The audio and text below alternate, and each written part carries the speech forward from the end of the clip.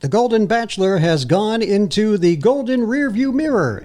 Did you watch it? Did you like it? Will there be more? Let's talk about it. It's the Sonic Boomers podcast. It's Pete and Maureen, and we're back in the studio talking about whatever it is that we pull off the top of our heads. And sometimes that is someplace else. And we're talking this time about the Golden Bachelor TV show. We got hooked into watching it. Accidentally. Accidentally. And we're going to talk about it. Did we like it? Did we agree with the outcome? I can tell you whether or not it was a rating success, and we'll do that toward the end of the show. We want to point out that our sources for the show are The Hollywood Reporter, ParadeMagazine.com, and Variety, which is also another... it's kind of like the Bible of the right. It's the Hollywood. Entertainment newspaper. It's been around for many years.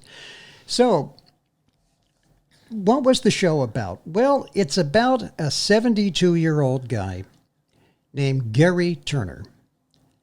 And he lost the love of his life. He was married for, 43 years. And his wife got sick and apparently died very quickly.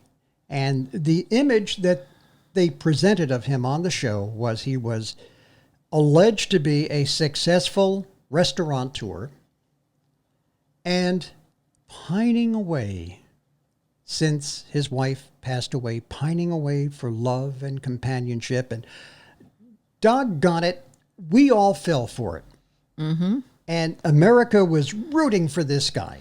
Well, they showed him to be a really nice guy, ruggedly handsome, not afraid to show emotion. Not afraid to show the world that he wore hearing aids. Just everything that you would want. Like if you were to say, okay, give me the list of what am I looking for? It's everything that you would think most of the women would be looking for. Yeah. They kind of painted him as the ideal catch. Mm-hmm. Well, according to The Hollywood Reporter, the truth of the matter is they interviewed a woman whom they refer to as Caroline. They changed her name to protect her identity. Mm-hmm.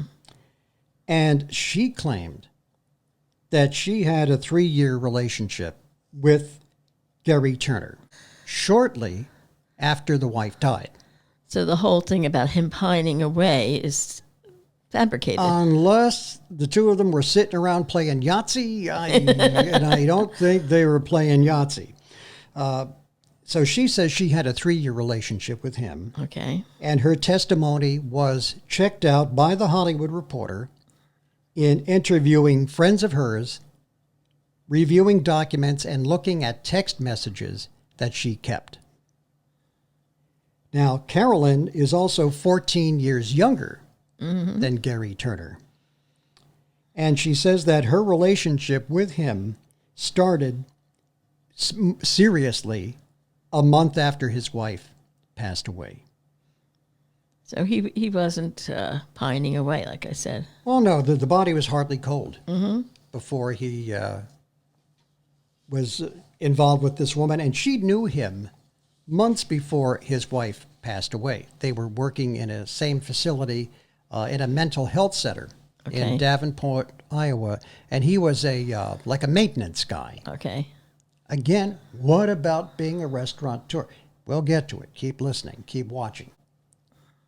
August 2017, his wife is now deceased, and Gerry asks this Carolyn for help in settling his wife's estate. Now, again,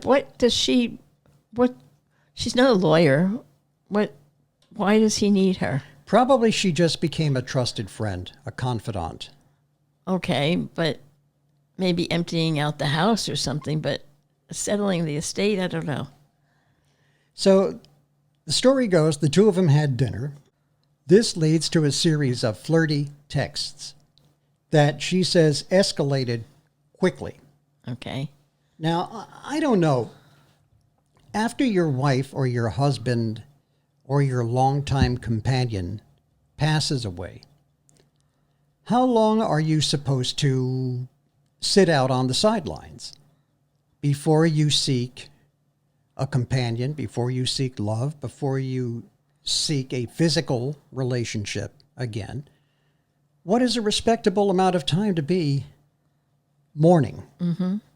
I don't know that there's any one set answer, but I would say at least a year. I think a year is respectful, and I think you're going to need a year to pull your head out of your ass after your partner is gone, because it's going to be traumatic.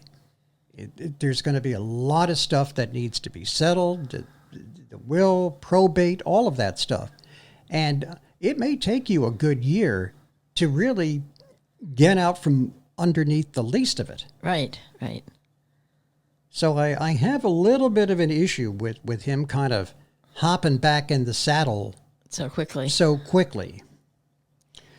So things escalate quickly, and after 10 months of dating, she says Gerry begs her to move in with him. And that's where it started to go off the rails, she says. She says he was a cheapskate.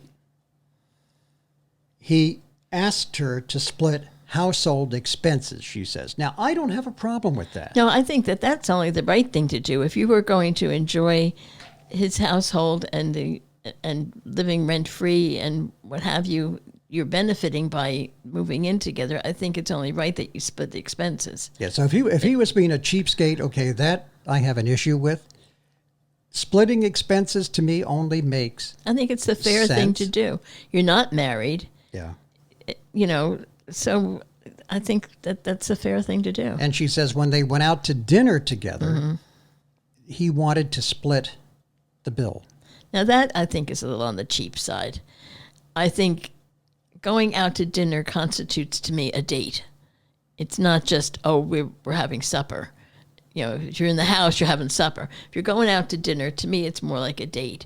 And to me, when you're going on a dating relationship, whoever does the asking should be doing the paying. If I invite you out to dinner, I expect to pay. If you invite me, I expect you to pay.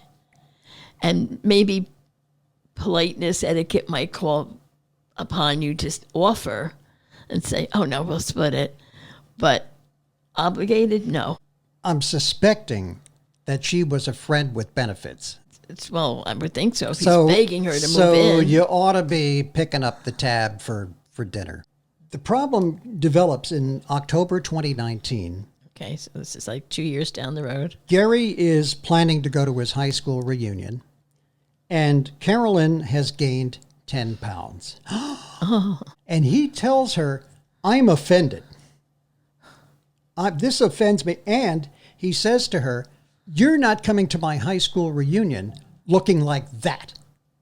Gee, that's really lousy. So what happened to nice Gerry, who, by the way, I do not profess to what some might refer to toxic masculinity. If you're a dude and you cry about something, I'm okay with that. I've cried about a lot of things in my life. I try not to do it publicly. I'm embarrassed as hell if I do it publicly, but I'm not going to say a guy is weak because he showed any kind of an emotion publicly. I don't have that much testosterone, okay? That's just not where I'm at. Right. I don't think that a guy has got to be, I can lick anybody in the room. Right. Okay. The fact that Gerry showed emotion about stuff didn't bother me a lot, but it after a while, it started to get annoying because he was crying about everything. Right. And again, caveat, you're only seeing what the producers have edited together. Of course. So, in his defense, maybe he wasn't crying all the time, but they decided that this is the image we want. We're going to pick sensitive Gerry and we're going to make him cry in every episode. So he tells her, I'm not taking you to the reunion because you gained 10 pounds. And a couple of months later, he says to her, I want you out of the house. He tells her to move out. He gives her an ultimatum. I want you out by January 1st of 2020. And because I'm such a good guy, I'm going to pay for your U-Haul. Well, gee, isn't that nice? I'll pay for your expenses to get out of here. So all of a sudden, he's not looking so golden to me. Yeah, yeah. Now, what about being a restaurateur? Okay. Okay. Well, if owning a Mr. Quick burger franchise is a restaurateur, I don't see it. Because that's what he owned. He owned a burger joint, Okay. a franchise. And I'm not denigrating anybody that owns a franchise. Don't get me wrong. But to me, a restaurateur is when you own Chez Maureen. You know, when you own Chez, it's when you have a fancy restaurant. Now you're a restaurateur. Like Wolfgang Puck. Yeah. Could be a restaurateur. But owning a place that does burgers and fries, that to me doesn't make you a restaurateur. It makes you an entrepreneur. Okay. Okay. If you want to have the "ur" after your name, entrepreneur I'll go with, but restaurateur, no. To me, restaurateur it's a higher level. It's not a burger joint. Well, let me put it this way.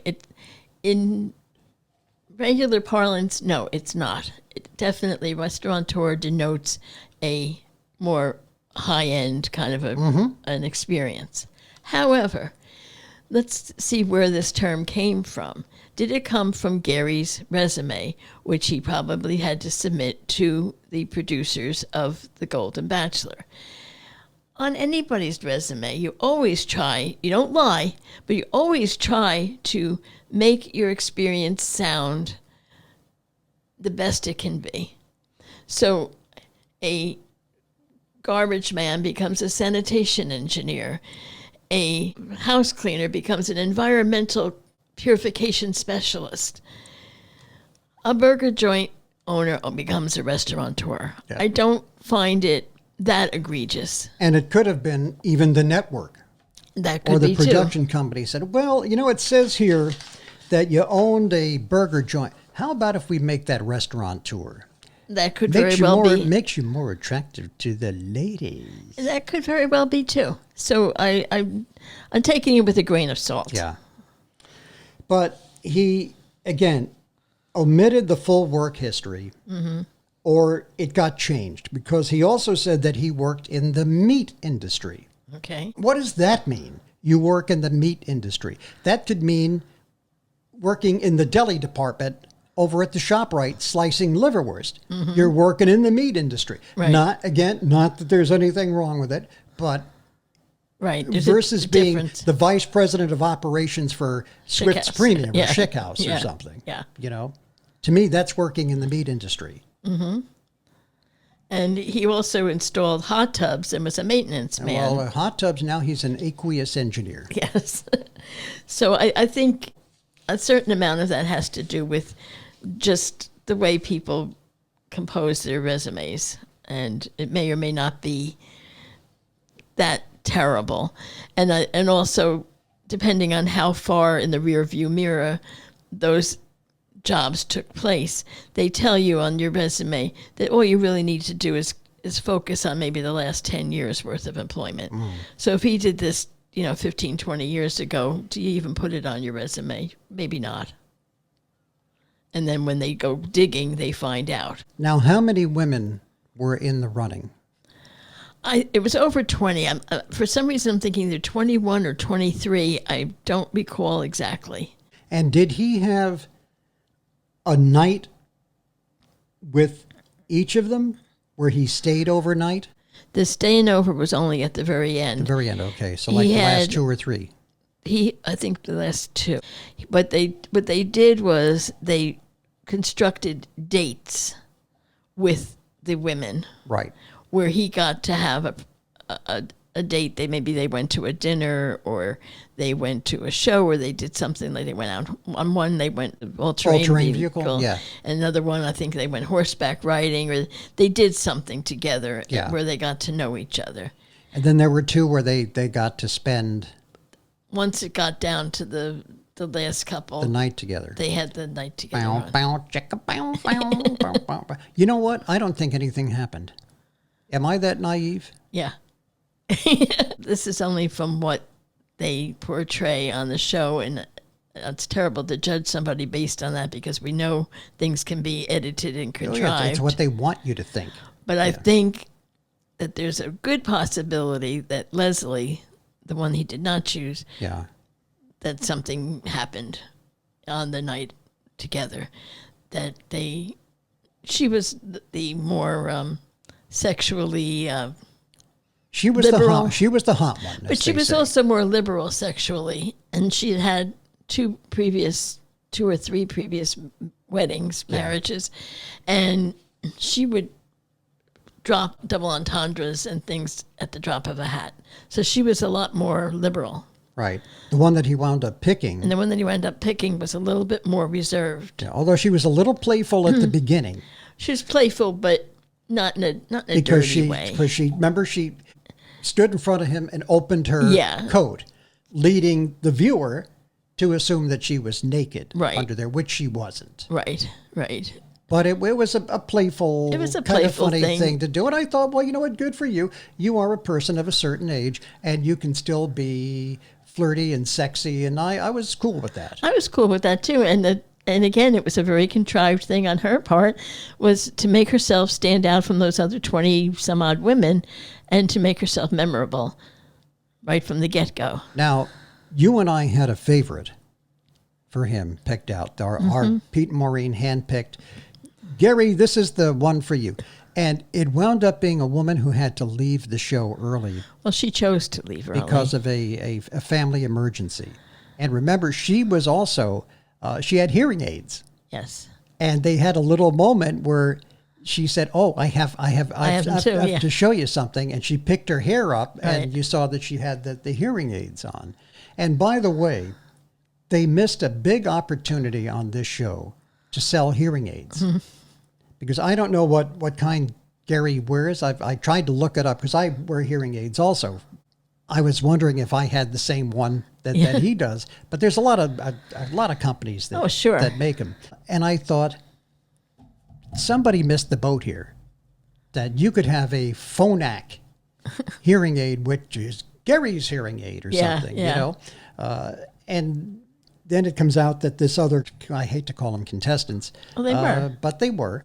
She also wears hearing aids, and I thought, wow, this is an advertising match made in heaven. Yeah. And it's not that, hearing aids are not being advertised on TV now. They are, Eargone and all these other non-prescription hearing aids. So this was an opportunity to really do something from a hearing aid sales standpoint, but also I thought it was a very positive thing for the community of those of us who do wear hearing aids. It kind of took it out of the shadows. Right. It kind of took some of the stigma off it. And it showed that you could still be vibrant and good looking and sexy and everything else, and that it doesn't have anything to do with the hearing aids. Exactly. So I thought that was very good. But you and I were really rooting for the woman that had to leave early. You keep saying had to leave early. Chose I think she chose to leave. I believe it was her daughter was giving birth. Yeah, well, that's what I meant. She had to leave because she had a family event going on, a personal event, and she had to leave. I mean, I get it. You want to be there for your kid, and you want to be there for the baby being born and stuff. Right. However, her being there was not crucial to the birth. Well, maybe there was a complication. What is she going to do? She's not a doctor. What is her being there? I mean, unless the daughter's life was in peril, which it was not. You sure of that? Mm-hmm. Okay. Yeah. I don't see why she had to leave. I don't know. But you and I were rooting for them. We were rooting for her. And, of course, at the end, it came down to Leslie and Teresa. And I kept saying to you, and I was wrong.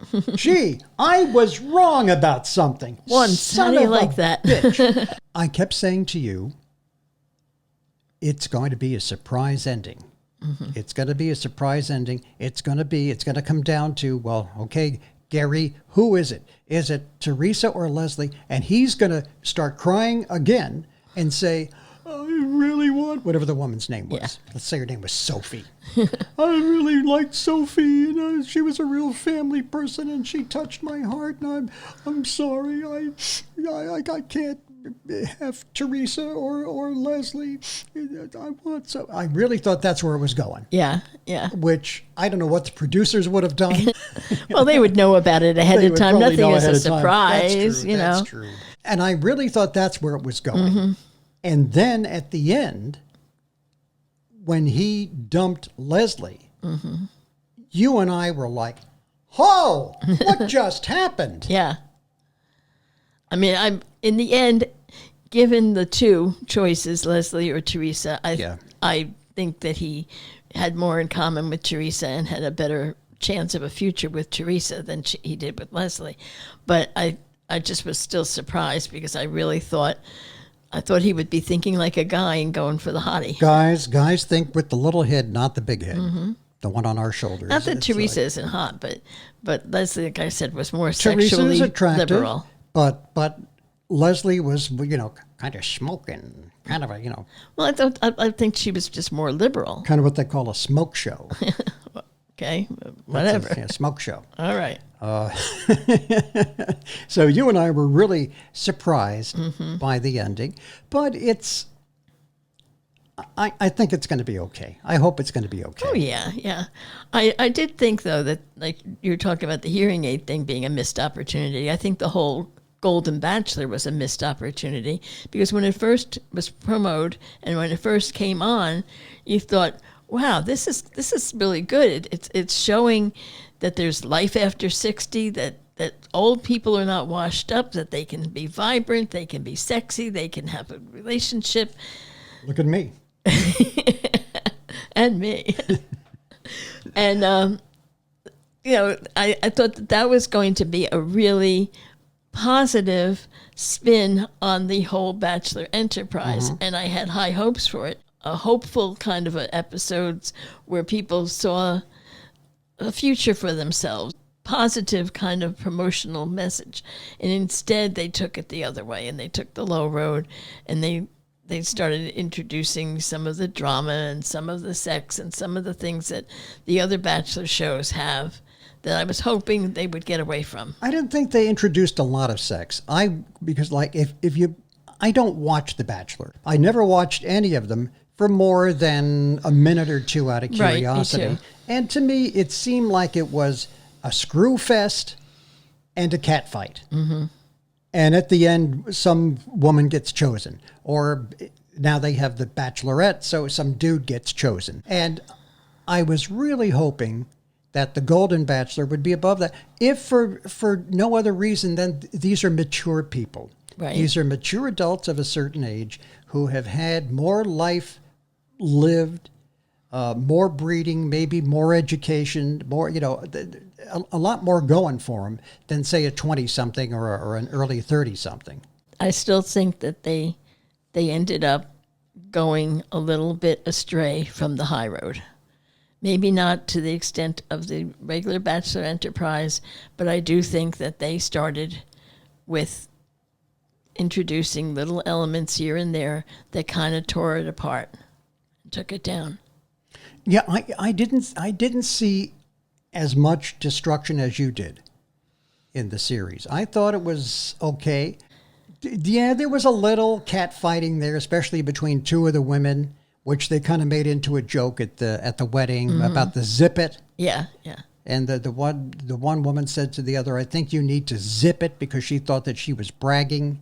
And then they get to the wedding and she's like, "Oh, I had to zip. She asked me to zip her wedding dress, so I really did zip it." And you knew damn well that the producers worked that into it. I didn't feel that there was a lot of animosity in it, and it wasn't all sexy time. It wasn't all of it, but I think as a woman watching it, I identified with the women and put myself in their place, and I think it just wasn't all on the up and up and all the high road that I was hoping I would see. So the question is, how did it do in the ratings?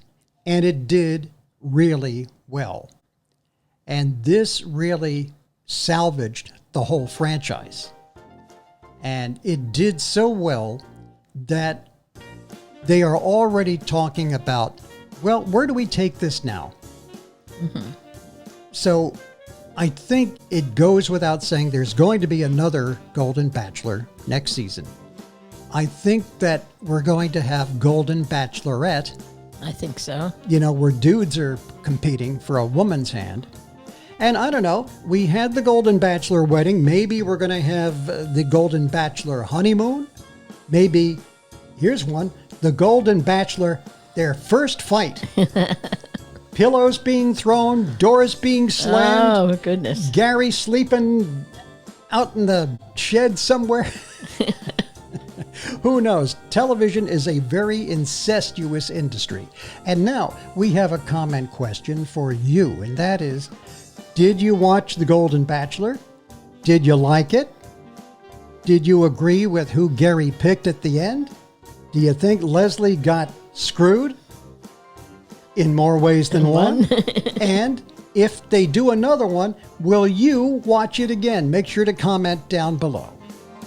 That's going to do it for this edition of the Sonic Boomers podcast. We are happy to be back in the studio with you, and we invite you to join us again for the next one. And until then, I'm Pete Torriello. And I'm Maureen Torriello. Goodbye, God bless you, and thank you.